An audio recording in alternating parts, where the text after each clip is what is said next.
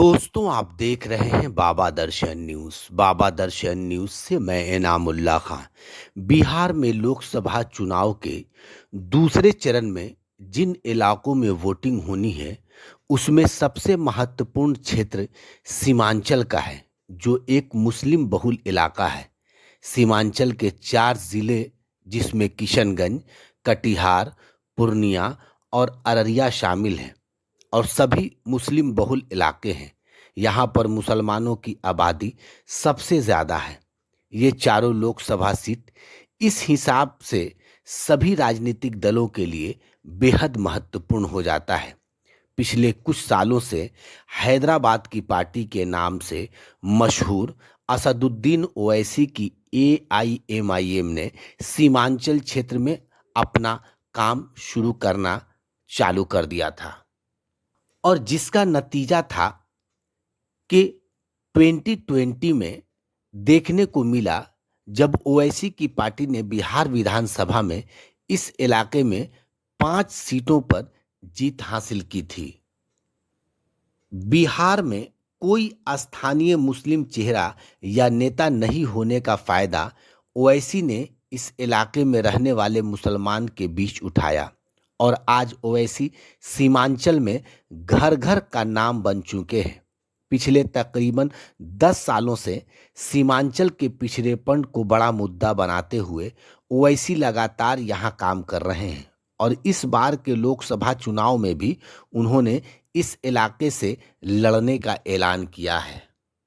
आगे बता दें कि पहले उन्होंने ऐलान किया था कि सीमांचल के सभी सीटों के साथ ही बिहार के दूसरे हिस्से में भी कुल 16 सीटों पर चुनाव लड़ेंगे। हालांकि अब ओवैसी ने दूसरे और तीसरे चरण के चुनाव में सिर्फ किशनगंज में ही अपना उम्मीदवार उतारा है। अब बात कर लेते हैं किशनगंज और ओवैसी कनेक्शन की।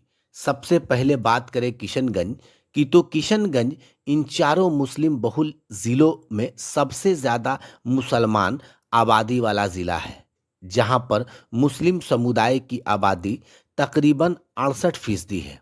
किशनगंज लोकसभा सीट के अंतर्गत किशनगंज और पूर्णिया जिले के लिए कुछ हिस्से आते हैं। पिछले 3 लोकसभा चुनाव पर नजर डालें तो यह सीट कांग्रेस का गढ़ माना जा सकता है। 2009 और 2014 में कांग्रेस उम्मीदवार असरारुल हक साहब चुनाव जीतकर सांसद बने थे। 2019 में कांग्रेस उम्मीदवार डॉक्टर मोहम्मद जावेद चुनाव जीतकर संसद पहुंचे थे।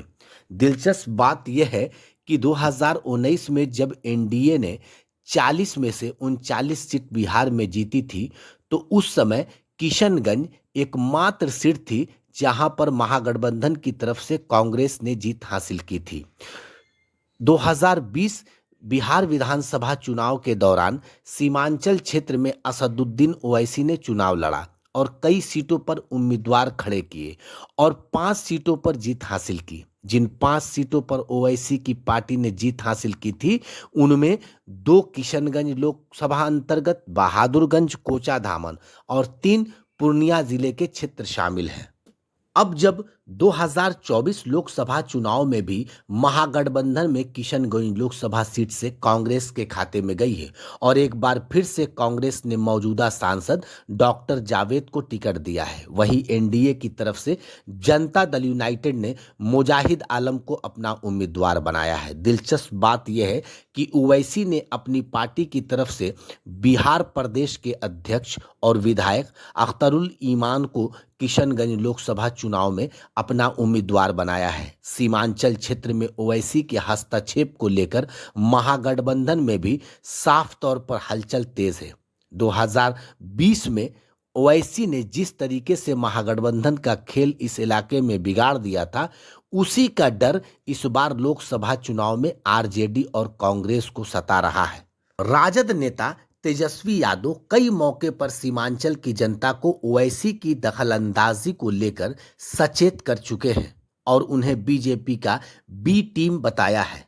उन्होंने वोटरों को आगाह किया है कि ओवैसी जैसे लोग सीमांचल में केवल वोट काटते हैं और बीजेपी को फायदा पहुंचाते हैं। स्थानीय लोगों का मानना है और खासकर युवाओं का कि बिहार में मुसलमानों को कोई बड़ा चेहरा नहीं है, कोई बड़ा नेता नहीं है। ऐसे में ओवैसी में ही उन्हें अपना भविष्य नजर आता है।